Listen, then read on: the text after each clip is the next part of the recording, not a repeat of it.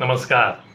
लाडकी अप्सरा योजना अर्थात स्वर्गातील निवडणूक भाग पहिला. मुख्य निवडणूक आयुक्त श्री शेषनाग यांनी इंद्रपदासाठी निवडणुकीची घोषणा केल्यापासून स्वर्गात एकच धामधूम उडाली होती. स्वर्गातही अमेरिकेसारखी अध्यक्षीय पद्धत होती, म्हणजे सर्व देवांचा राजा तो इंद्र. दर 5 वर्षांनी इंद्रपदासाठी निवडणूक होत असे. कधी एखाद्या पदावरील इंद्राने पदाला साजेसं वर्तन केलं नाही, म्हणजे पृथ्वीवरील एखाद्या राणीच्या खूपच मागे लागला, असं काही झालं तर मात्र मध्यावधी निवडणूक सुद्धा होत असत. स्वर्गात 2 पक्ष होते. इथेही अमेरिकाच प्रमुख पक्ष 2.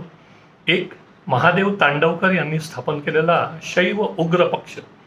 दुसरा महत्वाचा पक्ष हा विष्णू दशावतारे यांनी स्थापन केलेला वैष्णव बहुदेव पक्ष. स्थापनेपासूनच शैव पक्ष हा जहाल आणि वैष्णव पक्ष हा मावळपंथीय असं साधारणतः वर्तन होतं. पहिल्या काही निवडणुकात स्वर्गात येऊन किमान 21 वर्ष झालेल्या देवांनाच मताधिकार होता. पण श्री शेषनाग मुख्य निवडणूक आयुक्त झाले आणि त्यांनी ही कालमर्यादा 18 वर्षे केली.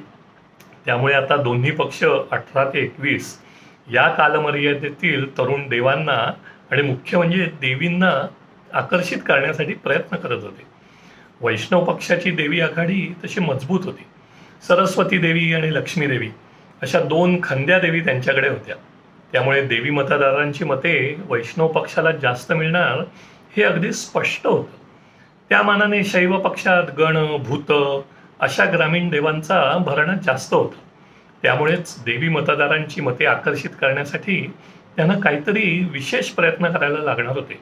तेव्हा शैव पक्षप्रमुख कार्तिकेय स्वामी आणि युवा आघाडी प्रमुख गणेशन यांनी एक नामी आणि नाविन्यपूर्ण योजना जाहीर केली. तिचं नाव होतं लाडकी अप्सरा योजना. लाडकी अप्सरा योजनेअंतर्गत सर्व तरुण अप्सरांना दरमहा 1500 पुण्याचं दान मिळणार होतं.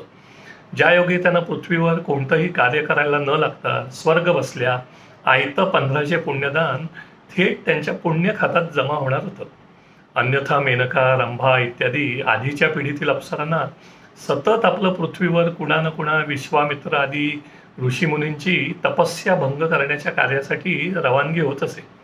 वर्षभर कार्य करून एखादी तपस्या भंग केली की मग कुठे 1000 पुण्यदान मिळत असत.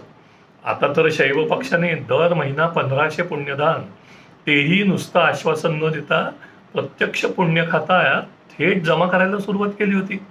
स्वर्गच काय, भूतलावरही अनेक निवडणुका पाहिलेले ज्येष्ठ निवडणूक तज्ज्ञ श्री नारद कळलावे यांनी या योजनेचं वर्णन गेम चेंजर असं केलं होतं.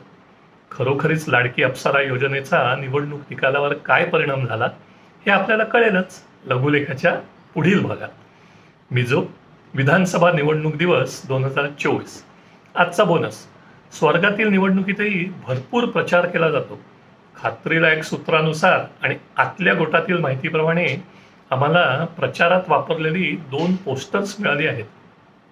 शैव उग्र पक्षाचं चिन्ह आहे डमरू आणि वैष्णव बहुदेव पक्षाचं चिन्ह आहे शंख. दोन्ही पोस्टर्स मीना देवी यांच्या सौजन्याने. नमस्कार.